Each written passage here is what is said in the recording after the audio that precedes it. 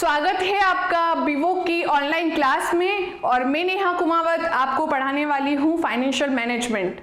Financial management में last class में हमने डिस्कस करा था फाइनेंशियल मैनेजमेंट क्या होता है, वित्त का प्रबंध किसे कहते हैं, कैसे उसको मैनेज करा जाता है, उसके मैनेज करने से हमें क्या क्या ऑब्जेक्ट होते हैं, क्या उसकी कैरेक्टरिस्टिक्स है और क्यों करना चाहिए, वो हमने पढ़ा था।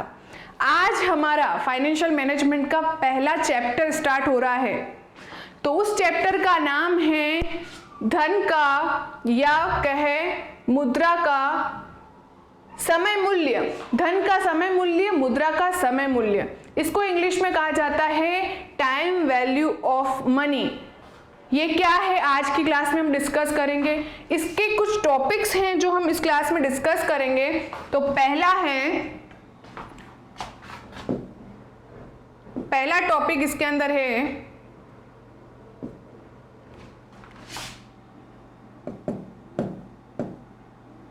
धन का समय मूल्य, दूसरा साधारण ब्याज, उसके बाद चक्रवृद्धि ब्याज, ईएमआई, फिर प्रेजेंट वैल्यू और इफेक्टिव रेट ऑफ इंटरेस्ट, ये सब डिस्कस करेंगे, राइट। तो अभी हम जानते हैं सबसे पहले धन का या मुद्रा का जो समय मूल्य है वो क्या होता है, उसका अर्थ क्या है, फाइनेंशियल मैनेजमेंट में उसका क्या रोल है।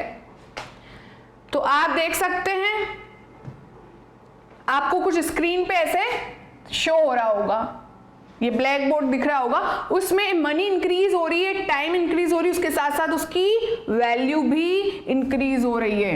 ये देखिए, जैसे मनी इंक्रीज हो रही है, टाइम इंक्रीज हो रहा है, तो मनी की जो वैल्यू है वो भी इंक्रीज हो रही है, ऐसा इसमें बता रखा है। यानी यहां बात करेंगे इस टॉपिक पर, जो हमारी मनी है उसका समय जो है, समय के आधार पर, टाइम फैक्टर के आधार पर उसका क्या मूल्य है, क्या वैल्यू है। यानी इसके लिए एक छोटा सा हम समझ सकते हैं कि आज हमारे पास अगर जो 100 रुपए हैं, आज जो हमारे पास 100 रुपए है, उसका मूल्य आज के समय में ज्यादा है बजाय कल के। अब ये क्या बात हो गई मैम, जैसे हम एग्जांपल लेते हैं पेट्रोल का, तो पेट्रोल की आज की रेट कितनी चल रही है और कल कितनी थी, तो उनके मूल्य में डिफरेंस आ गया। सिंपल सी बात है कि अगर आज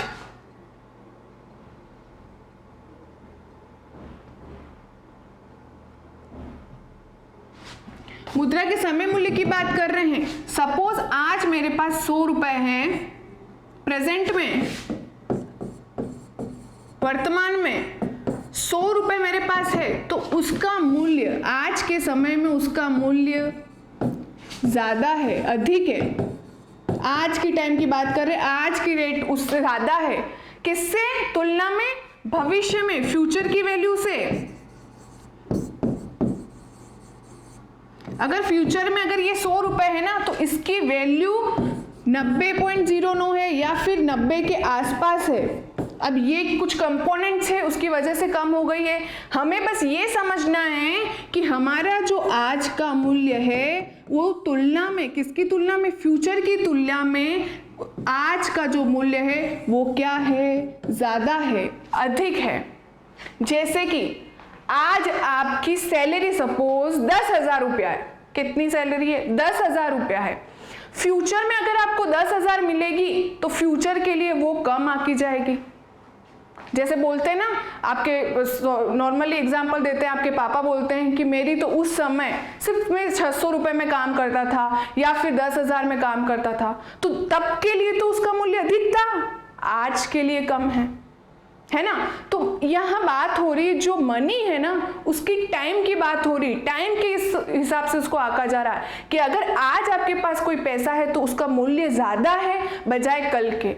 तो कल में ऐसा क्या होता है कि मूल्य, यानी फ्यूचर में ऐसा क्या होता है कि आज के मूल्य में कमी आ जाती है।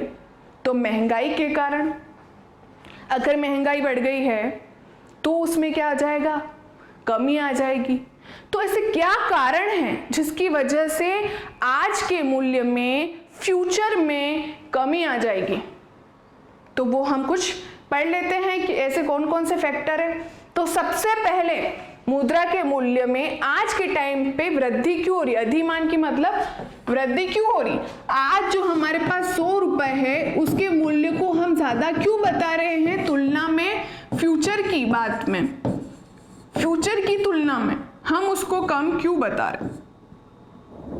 अगर मैं बात कर रही हूं प्रेजेंट वैल्यू की और फ्यूचर वैल्यू की बात कर रही हूं और ये है 100 रुपए, तो ये जो मूल्य की बात कर रही हूँ, वैल्यू की बात कर रही हूँ, वर्थ की बात कर रही हूँ कि आज जो 100 रुपए है तो उसका मूल्य ज्यादा क्यों है बजाय फ्यूचर के, फ्यूचर में कम होगी। अब मैं बोलती हूँ आज मेरी सैलरी मेरे को 10,000 मिलती है तो मेरे लिए उसका मूल्य ज्यादा है, क्योंकि अगर वो 10,000 मुझे कम मिलेगी तो उस समय के लिए ये मूल्य क्या हो जाएगा, कम हो जाएगा, मेरे को कम लगेगी, क्योंकि उस समय महंगाई ज्यादा होगी, रिस्क ज्यादा होगी, तो कुछ ऐसे एलिमेंट्स होंगे जिसकी वजह से ज्यादा होने के कारण हमारे फ्यूचर की वैल्यू हमें कम लगेगी बजाय जो आज हमें प्राप्त हो रही है, राइट। तो हम एक बार इसकी डेफिनेशन भी समझ लेते हैं कि ये क्या कहना चाह रहा है। तो हमारा जो टॉपिक धन का समय मूल्य की हम जो बात कर रहे हैं, धन का समय मूल्य, धन का समय मूल्य जिसको TM time value of money, यह अवधारणा है कि वर्तमान समय में यानी आज के समय में उपलब्ध धन, जो आज हमारे पास पैसा है, आज हमारे पास जो मनी है, वो अपनी संभावित कमाई की क्षमता के कारण भविष्य यानी फ्यूचर में समान राशि से अधिक है। मैंने वही बात करी, आज की वैल्यू ज्यादा है फ्यूचर की वैल्यू से, ठीक है, क्योंकि फ्यूचर में महंगाई होगी, फ्यूचर में रिस्क ज्यादा होगी। आज जो हमें पेट्रोल की रेट मिल रही है, फ्यूचर जो पास्ट था तब कम थी ना, तो उस समय के लिए अंतर आ गया। तो समय की ही बात हो रही है, यानी धन के समय मूल्य की ही बात कर रहे हैं। तो वित्त का यह मुख्य सिद्धांत है कि अब ये आगे की बात कर रहे हैं ब्याज की, तो हम ब्याज को आगे कंटिन्यू करेंगे, लेकिन उससे पहले धन का सामयिक मूल्य की बात कर रहे हैं, ठीक है। तो ऐसे कौन से फैक्टर हैं जिनकी वजह से मुद्रा के समय मूल्य समय में अधिमान के कारण क्यों आ जाते हैं, ज्यादा क्यों हो जाता है मूल्य मुद्रा का आज में, वर्तमान में। तो पहला है जोखिम, रिस्क।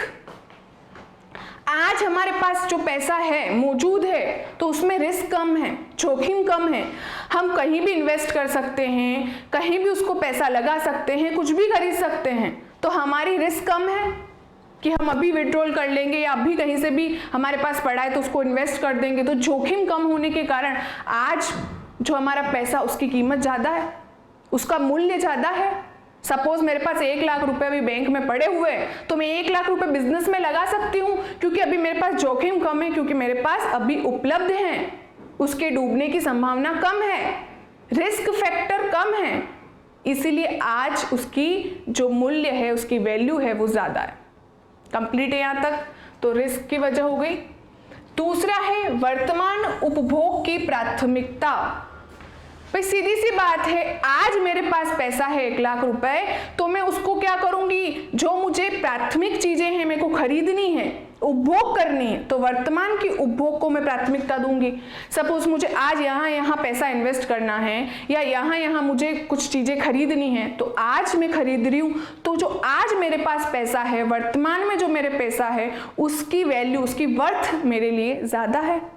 इसीलिए आज यानी वर्तमान की बात करें, वर्तमान में जो पैसा है उसके मूल्य ज्यादा है बजाय फ्यूचर में। और फ्यूचर के कारण मैंने बताया, क्योंकि महंगाई होगी, रिस्क होगी, है ना।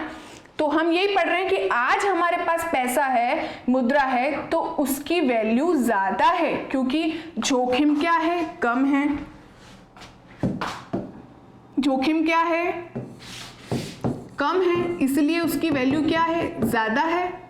उसके बाद वर्तमान उपभोग की प्राथमिकता। भाई आज हमारे पास पैसा है तो आज हम क्या करेंगे, वर्तमान उपभोग करेंगे, उसको प्रायोरिटी पर लेंगे। ऐसे नहीं कि फ्यूचर में खरीदना है, नहीं, आज 1 लाख रुपए है, आज इंवेस्ट करेंगे, तो हम क्या है, वर्तमान को प्राथमिकता दे रहे हैं, तो उसका मूल्य ज्यादा होगा आज की वैल्यू का। उसी तरह विनियोग के अवसर। वर्तमान में मेरे पास पैसा पड़ा हुआ है 5 लाख रुपए, तो मैं इन्वेस्ट करूंगी जहां रिस्क कम है, तो मैं इन्वेस्ट कर दूंगी, तुरंत इन्वेस्ट करा, रिटर्न मिलेगा, तो मेरे लिए आज का पैसे का जो मूल्य है वो ज्यादा होगा। तो बात यहाँ सिंपल सी है, टाइम की बात कर रहे हैं ये, कि अगर आपके पास प्रेजेंट में कोई पैसा है तो फ्यूचर के कंपैरिजन में उसकी वैल्यू ज्यादा है, क्योंकि फ्यूचर में वो पैसे की जो वैल्यू है वो कम हो जाएगी, उसकी वैल्यू क्या हो जाएगी, कम हो जाएगी। सिंपल सी बात है। मैंने सैलरी का उदाहरण लिया कि सैलरी आपकी 10,000 है, प्रेजेंट में आपकी सैलरी कितनी बोलती है, 10,000 बोलती है, तो आज के लिए आपका मूल्य ज्यादा है, ये 10,000 जो है आपका मूल्य, आप इसको ज्यादा मानोगे। क्यों? क्योंकि एक तो आप इसमें क्या है, रिस्क कम है कि आज आपके पास है, उपलब्ध है। दूसरा, आप इससे क्या करोगे, वर्तमान उपभोग की प्राथमिकता, यानी जो भी आपको खरीदना है तो अभी आप खरीद लोगे, ठीक है, तो इससे आपकी वैल्यू क्या है, बढ़ जाएगी, आपकी वर्थ बढ़ जाएगी। दूसरा, इसको आप इन्वेस्ट करके कहीं भी रिटर्न्स मिल जाएंगे, तो वो आपको क्या होगा, रिटर्न्स जब मिलेंगे कम रिस्क पर, तो उससे भी आपको क्या हो गया, वैल्यू बढ़ जाएगी। अब फ्यूचर में इस 10,000 की वैल्यू आपके पास कम रहेगी, आपको लगेगा कि 10,000 से मेरा कुछ नहीं हो रहा है। क्यों? क्योंकि उस समय कम इसलिए हो जाएगी क्योंकि उस समय महंगाई होगी, जोखिम ज्यादा होगी, तो उसकी जो मूल्य है वो आपके लिए भविष्य में कम हो जाएगा। कंप्लीट है यहाँ तक? सिंपल सी बात है, वैल्यू क्या होगी, कम हो गई। आप देख सकते हो कि पुराने टाइम में जो चीजें आती थी वो अभी के टाइम में ज्यादा रेट पे आ रही हैं, तो उस टाइम की वैल्यू का अभी के टाइम में कंपैरिजन करते हैं तो कम हो जाती है ना।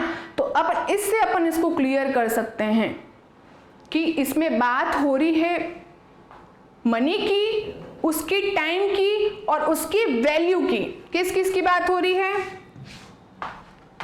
मनी की, उसके टाइम की और उसके वैल्यू की। यहां वैल्यू उसकी वर्थ है, क्या है, वर्थ की बात कर रहे हैं, ठीक है। तो क्या होगा, जो भी मनी है आपके पास आज में, तो टाइम मतलब प्रेजेंट में, वर्तमान में उसका मूल्य क्या है, अधिक है। किसके कंपैरिजन में, फ्यूचर के कंपैरिजन में। फ्यूचर के कंपैरिजन में आज का प्रेजेंट वैल्यू ज्यादा है, ठीक है। तो फ्यूचर में हमें पता है ऑब्वियसली उस जो ये पैसा है उसकी वैल्यू कम होगी, क्योंकि हमारे पास फैक्टर होगा महंगाई का, महंगाई होगी और क्या होगी, रिस्क होगी, जोखिम होगी। तो ये बात होती धन का सामयिक मूल्य, ठीक है। अब आपने सुना होगा कि आज अगर मैं कोई पैसा लगाती हूं या कोई भी बिजनेस में पैसा इन्वेस्ट करता है तो फ्यूचर में जो भी रेट होगी उसको इक्वल करने के लिए एक नई फैक्टर आती है आपके सामने। क्या आता है, ब्याज। ब्याज का नाम सुना है, सबने सुना इंटरेस्ट का नाम। क्या होता है कि हम अभी कोई पैसा बिजनेस में या कहीं पर लगाते हैं, बैंक में लगाते हैं, एफडी कराते हैं, कुछ भी करवाते हैं, तो क्या होता है, हमें एक निश्चित दर से, रेट से रिटर्न मिलता है, उस रिटर्न को ब्याज कहते हैं। तो वो ब्याज क्यों दिया जाता है, ताकि हम जो फ्यूचर की वैल्यू है उसको इक्वल कर पाए प्रेजेंट की वैल्यू से। तो ऐसे ब्याज के क्या क्या फैक्टर है, तो सबसे पहले आपने देखा होगा साधारण ब्याज, सिंपल इंटरेस्ट, वो देख लेते हैं वो क्या होता है। सिंपल इंटरेस्ट की बात करें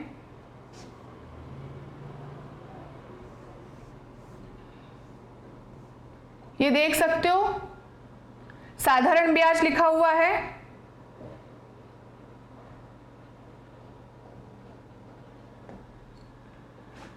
साधारण ब्याज की बात हो रही है। तो साधारण ब्याज क्या होता है, जब ब्याज के केवल मूलधन पर ही निश्चित दर के लिए एक ही दर पर लगाया जाता है तो उसे साधारण ब्याज कहते हैं। फिक्स रेट है, फिक्स रेट पे लगा रहे हैं और मूलधन पर लगा रहे हैं, जो हमने हमारी प्राइम वैल्यू है उस पर हम लगा रहे हैं। तो हम एक एग्जाम्पल से भी देखेंगे कि सिंपल इंटरेस्ट क्या होता है, तो और उसके बाद देखेंगे कि चक्रवृद्धि क्या होता है। ये तो बात कर रहे हैं, लेकिन हम इंटरेस्ट क्यों कैलकुलेट कर रहे हैं? क्योंकि आज की वैल्यू को फ्यूचर की वैल्यू के इक्वल लाने के लिए हम ब्याज तत्व को शामिल कर रहे हैं। तो मैम ये टाइम वैल्यू मनी आप क्यों पढ़ रहे हैं? इसकी इंपॉर्टेंस क्या है? इसकी इंपॉर्टेंस है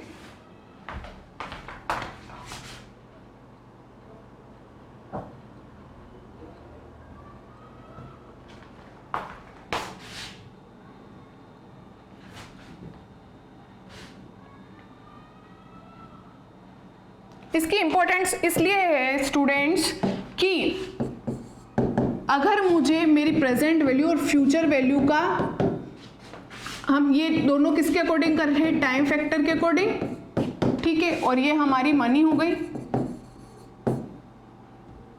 तो ये हम इसलिए पढ़ते हैं कि बड़ी बड़ी कंपनियों में या बिजनेस में डिसीजन लेने होते हैं कि आज हम कोई पैसा बिजनेस में लगा रहे हैं, कोई पैसा इन्वेस्ट कर रहे हैं, तो फ्यूचर में उसका क्या मूल्य है? क्या वो आज हम 1 लाख जो लगा रहे हैं वो फ्यूचर में 1 लाख के बराबर है या नहीं? उसका मूल्य, उसका वर्थ क्या है फ्यूचर में? तो ये जानने के लिए यानी डिसीजन लेने के लिए, बिजनेस में एनालाइज करने के लिए, विश्लेषण करने के लिए कि हमारे फ्यूचर में जो हमने इन्वेस्ट करा उसकी एक्चुअल में वैल्यू क्या है, उसके लिए। तो जब हमें ये पता चल जाएगा तो हम निर्णय ले पाएंगे। उसके बाद तुलना कर सकेंगे। क्या कर सकेंगे? तुलना। अब तुलना किस में करना है?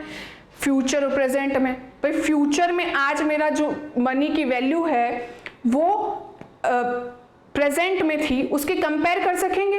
यानी प्रेजेंट में जो वैल्यू है वो ज़्यादा है फ्यूचर से, तो वो हम आंकड़े इकट्ठा करेंगे तो हम विश्लेषण कर पाएंगे। विश्लेषण कर पाएंगे तो निर्णय ले सकेंगे, तो तुलना हो सकेगी।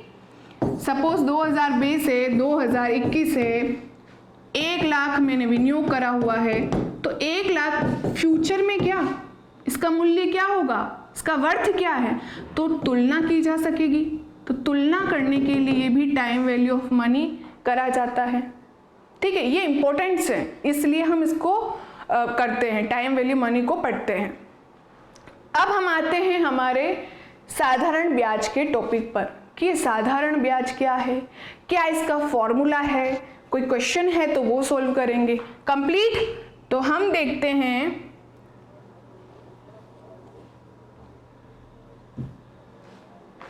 ये साधारण ब्याज। अब साधारण ब्याज हमने डेफिनेशन में अभी देखा कि साधारण ब्याज होता है मूलधन पर एक निश्चित दर पर निश्चित समय सीमा पर लगाया गया होता है। यही पढ़ा हमने अभी। देखते हैं अभी कि हमने अभी इसकी डेफिनेशन में क्या पढ़ा, ये कि जब ब्याज केवल मूलधन प्राइम वैल्यू जितना आपने विनियोग किया, आपने लगाया है, उस पर एक निश्चित समय के लिए एक दर पर लगाया जाता है, उसे साधारण ब्याज कहते हैं। इसका फॉर्मूला होता है PRT/100। तो देखो साधारण ब्याज आ गया, मूलधन इंटू दर इंटू समय अपॉन 100। इंग्लिश में कहा जाता है P into R into T upon 100, where P is equal to principal value,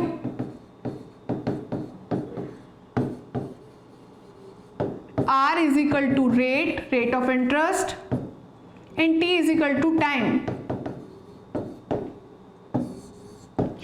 ये बताता है फॉर्मूला। अब क्या है, एक एग्जांपल से समझते हैं। उससे पहले ये भी देख लेते हैं कि अगर हमें मिश्र धन की बात करी जाए, सपोज मैंने 100 रुपए कहीं पर इन्वेस्ट करें और मेरे को बोला आपको 10% 2 साल के लिए विनियोग करना है, तो आप बोलोगे कि 2 साल बाद मुझे कितना पैसा मिल रहा है, यानी जो पैसा लगाया उसके साथ ब्याज क्या मिल रहा है, वो कहलाता है मिश्र धन। ठीक है, आपने 10th क्लास में भी पढ़े होंगे इंटरेस्ट के बारे में, वो समझ लीजिए, वही यहाँ चल रहा है, राइट। तो जब हम मूलधन यानी 100 रुपए को प्लस उसके ब्याज को ऐड कर देंगे तो मिश्र धन आ जाएगा। ठीक है, अब हम एक एग्जांपल से समझते हैं।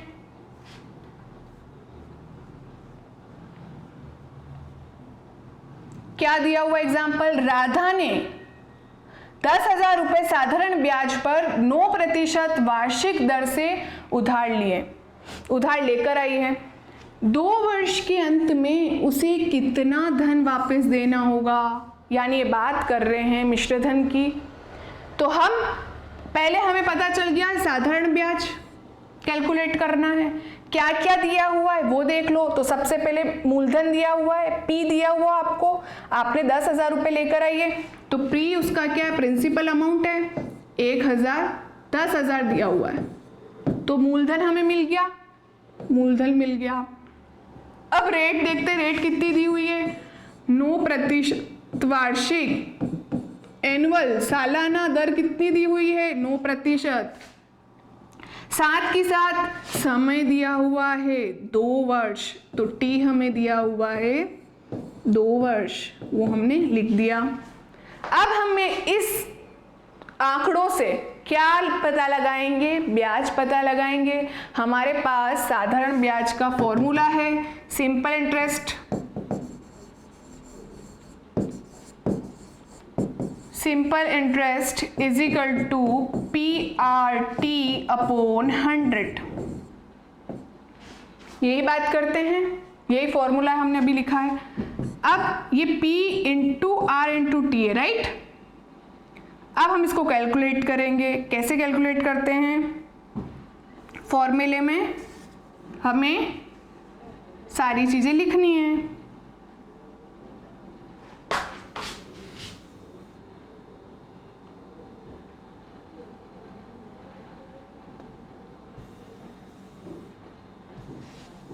ठीक है, अब हमारे फॉर्मूले पे आइए। Simple interest is equal to मूलधन कितना है हमारा 10,000, ये 10,000 लिख दिया, इनटू आर कितनी हुई दी है 9% दी हुई है, तो 9% बराबर 9/100, 9%, इनटू समय कितना दिया है 2, तो इसको हम हल करेंगे तो हमारा ब्याज आ जाएगा, साधारण ब्याज आ जाएगा। तो हम हल कर देते हैं, तो हमारा ब्याज आ गया 1800। ठीक है, तो जो भी राधा है जिसने क्या किया है, उधार लिए हैं, तो राधा को 2 साल बाद 1800 रुपये समेत पैसा देना होगा। 1800 उसके लिए ब्याज है जो उसको चुकाना होगा। तो कुल राशि कितनी चुकानी होगी, तो राधा के लिए मिश्रधन कुल कितना होगा, 10,000 प्लस 1800, 11,800 रुपये जो है मिश्रधन होगा, वो राधा को 2 साल बाद देने होंगे। तो यहाँ मिश्रधन भी देख लेते हैं। तो ये हो गया मिश्रधन, उसको कितना देना होगा टोटल, एक तो मूलधन जो उसने 10,000 रुपये लिए उधार, प्लस ब्याज 1800 रुपये, तो टोटल उसको कितना पैसा देना होगा, 11,800 रुपये। कंप्लीट है यहाँ तक। ये हो गया साधारण ब्याज, कुछ नहीं है, फॉर्मूला लगाया, फॉर्मूले से ब्याज निकल गया और मूलधन को ब्याज में जोड़ दिया, वो मिश्रधन बन गया। यानी राधा को 2 साल बाद कितने पैसे, 11,800 रुपये देने होंगे ब्याज समेत। ठीक है, ये होता है साधारण ब्याज। एक और एग्जांपल लेते हैं। एक व्यक्ति ने क्या करा है, एक व्यक्ति ने 10,000 साधारण ब्याज पर 10% वार्षिक की दर से ऋण लिया। 2.5 वर्ष के लिए ऋण के लिए ब्याज ज्ञात करो। सिंपल सी बात है, वही फॉर्मूला है, नया क्या है, यहाँ थोड़ा सा चेंजेस कर दिया है। क्या करा है, यहाँ 2.5 साल दे दिया है, यानी पहले तो सिंपल 2 साल दे रखा था।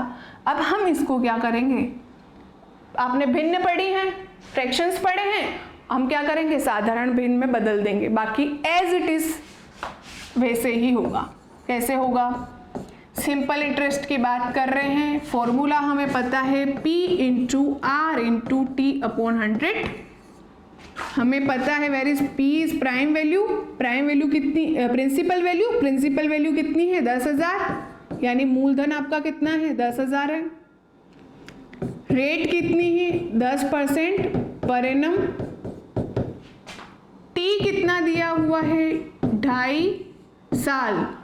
तो हम इसको क्या करेंगे, चेंज कर देंगे। कैसे चेंज करेंगे? आपको पता है यहाँ मल्टीप्लाई और यहाँ प्लस, 2 2 जा 4 और 5 डिवाइडेड 2, ये हमारे लिए नया टाइम आ गया। ठीक है, फ्रैक्शन कर ली। अब फॉर्मूले में पुटअप करेंगे। P है 10,000 इंटू R रेट कितनी है 10% इंटू टाइम कितना है 5.2। कंप्लीट है, सॉल्व कर लेंगे हम।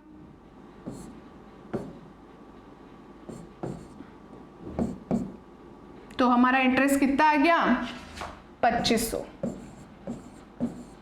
कंप्लीट है यहाँ तक। 2500 हमारा ब्याज आ गया, यानी इस व्यक्ति ने 10,000 साधारण ब्याज पर 10% की वार्षिक से जो ऋण लिया था, अब इसको 2.5 साल बाद कितना पैसा देना होगा? ये तो ब्याज है, लेकिन उसको पैसा तो टोटल देना पड़ेगा ना। तो मिश्र धन क्या हो जाएगा?